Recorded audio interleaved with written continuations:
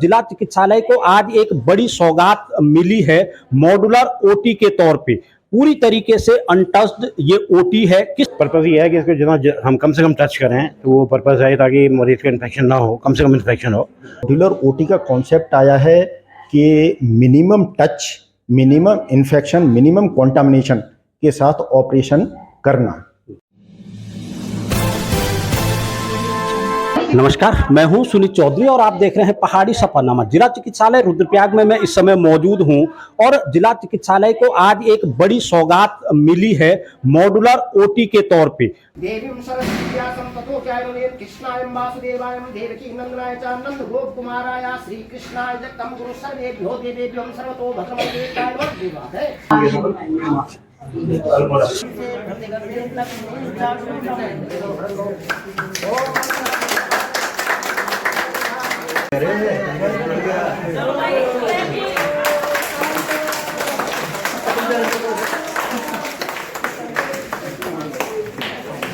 पूरी तरीके से अनटच्ड ये ओटी है। किस तरीके से ये काम करेगी, क्या इसके फायदे होंगे, मैं जानूंगा, देखूंगा किस तरीके से ये जो ओटी है ये ऑपरेटिव पोजीशन में रहती है।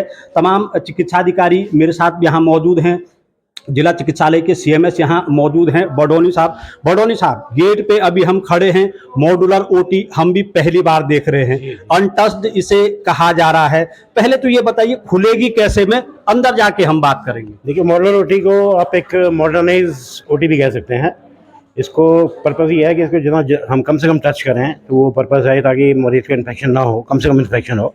इसको ओपन करने के लिए हमारे पास दो ऑप्शन है, एक ये हैंड वाला ऑप्शन है और एक ये नीचे फुट वाला ऑप्शन है। तो हैंड वाले ऑप्शन से ये हमने हाथ इसके पास ही लाया तो इस सेंसर से ये ओपन हो जाएगा। तो देख सकते हैं आप, सेंसर इसमें लगे हुए हैं। अगर लाइट की दिक्कत होती है तो ये हाथ से भी ऑपरेट हो सकता है, अदरवाइज या तो हाथ के जरिए यहाँ पे डोर खुलेगा या फिर पैर के जरिए इसका डोर खुलेगा। उसके पश्चात अब चलते हैं ओटी के भीतर और क्या कुछ है यहाँ ये जानने की कोशिश करते हैं। सबसे पहले मुझे एक पैनल यहाँ पे दिखाई दे रहा है, तमाम लाइट्स इस पे लगी हुई हैं, कुछ नंबर्स इस पे आ रहे हैं। डॉक्टर साहब, क्या यही कंट्रोल पैनल है? हाँ जी, ये हमारा कंट्रोल पैनल है। इसमें हमारा ओटी का जितना टेम्परेचर है वो सब इसमें सारा शो हो रहा है। ह्यूमिडिटी कितनी है ओटी के अंदर वो सब सारा ऑटोमेटिकली सब शो हो रहा है। हमारी जो मेडिकल गैस पाइपलाइन है वो सिस्टम भी सारा गैस लाइन यहाँ पे कनेक्टेड है, तो वो नीचे ऑक्सीजन है कि नहीं है सेंट्रल लाइन में वो सब भी यहाँ पे शो हो रहा है। अभी हमने सिलेंडर फिट नहीं किया है, इसलिए यहाँ पे आप रेड लाइट देख रहे हैं। जैसे ही और फिट होंगे सिलेंडर तो ये सारा गैस सिस्टम यहाँ पे ऑन हो जाएगा। ऑन होती है फिर ये हमारा ये आप सिस्टम देख रहे हैं, तो इनमें ही हमारे कनेक्शन लग जाना है। गैस लाइन के कनेक्शन जो है, हमें ऑक्सीजन चाहिए या हमें नाइट्रस चाहिए या हमें सक्शन करना है पेशेंट को, सक्शन मशीन आप देख रहे हैं, तो वो हमने मैनुअल वाली भी रखी हैं और इससे भी ऑटोमेटिकली सक्शन इससे भी हो जाएगा। अच्छा सर, ये टोटली मूवेबल होगा रिमोट के जरिए? हाँ, इसकी जो वॉल्स हैं इन्हें पफ पैनल्स कहते हैं। जो इनकी वॉल्स आप देख रहे हैं तो ये पोर्टेबल होती है। कल की हमें उठा के ले जाना है तो हम इनको ले जा लेंगे। एंगल्स आप वॉल्स के एंगल्स देख रहे होंगे, यूजुअली एंगल आप देखते हैं कि 90 डिग्री पे एंगल होते हैं, तो उनमें इन्फेक्शन होने का खतरा होता है, बैक्टीरिया के लॉज होने का खतरा होता है, तो मरीज के लिए वो इन्फेक्शन होने का एक सोर्स है। तो आप इसका देख रहे होंगे कि 45 डिग्री पे एंगल दिया गया है ताकि बैक्टीरिया वगैरह इसमें इकट्ठे ना हो। इसके अलावा आप इधर देख रहे हैं, इधर एक्सरे का व्यू पॉइंट है, इधर हमारा एक राइटिंग बोर्ड है, आज क्या क्या सर्जरी हैं, या जैसे जनरल सर्जरी की अगर ओटी है तो भाई पेशेंट का किडनी का ऑपरेशन हो रहा है, तो राइट किडनी है लेफ्ट किडनी है, तो उसमें क्लियरली मेंशन हो जाए ताकि कहीं भी कोई गलती की गुंजाइश ना। डॉक्टर कटारा साहब यहाँ पे हैं। कर्नल साहब, मैं थोड़ा आपसे भी बात करूंगा, इधर की तरफ आप आएंगे। सीनियर स्त्री रोग विशेषज्ञ हैं, सर्जन हैं। सर, एक बड़ी सौगात आज ओटी के तौर पे मिली है और कहते हैं कि सर्जन का घर ही ओटी होती है। बिल्कुल आपने सही कहा है, और सीएमएस डॉक्टर बडोनी के अथक प्रयास से जो हमें ये गिफ्ट मिला है, हमारे डिस्ट्रिक्ट हॉस्पिटल को जो गिफ्ट मिला है, उसके लिए मैं शुक्रिया अदा करता हूँ सीएमएस डॉक्टर बडोनी को। Being a surgeon, orthopaedic surgeon, वो ऑपरेशन थिएटर की, मॉड्यूलर ऑपरेशन थिएटर की इम्पोर्टेंस समझते हैं। और ये बहुत हम रुद्रप्रयागवासी बहुत लकी पर्सन है कि हमें सीएमएस एक क्लिनिशियन मिले हैं। क्लिनिशियन मीन्स जो कि पेशेंट के डायरेक्ट टच में होता है और ऊपर से सर्जन भी हैं। तो उन्होंने जो इसका निर्माण चल रहा था तो उसको बहुत स्पीडली निर्माण कंप्लीट करके और जो ये गिफ्ट किया है हॉस्पिटल को, उसके लिए हम वाकई में बहुत शुक्रगुजार हैं डॉक्टर बड़ौनी के, और वो इसकी इम्पोर्टेंस समझते भी हैं।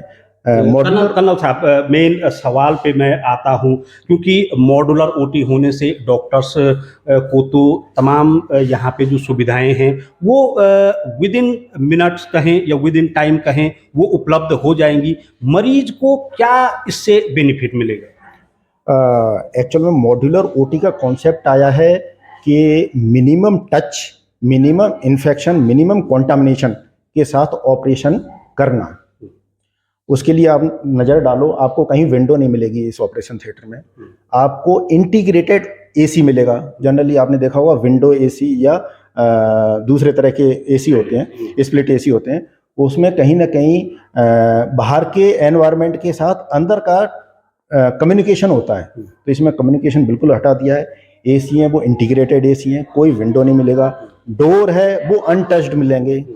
दीवार के जितने भी कॉर्नर्स हैं वो गायब मिलेंगे, आपको कोई 90 एंगल पर कॉर्नर नहीं मिलेगा जिसमें कि जनरली बैक्टीरियल इन्फेक्शन होता है या उनकी क्लीनिंग क्लियर ढंग से नहीं कर पाते हैं, क्योंकि कोई एक होल में या कॉर्नर में हाथ डालना बड़ा मुश्किल है एक आम आदमी के लिए। तो इसलिए आपको यहाँ पर कोई भी 90 एंगल का कॉर्नर नहीं मिलेगा।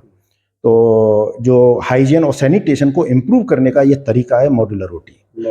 और आपका सेकंड क्वेश्चन है कि पेशेंट को क्या बेनिफिट मिलेगा। एग्जैक्टली जो हाइजीन और सैनिटेशन मेंटेन होगा तो हमारे जितने भी पोस्ट ऑपरेटिव इन्फेक्शन है उनको हम मिनिमम कर सकेंगे।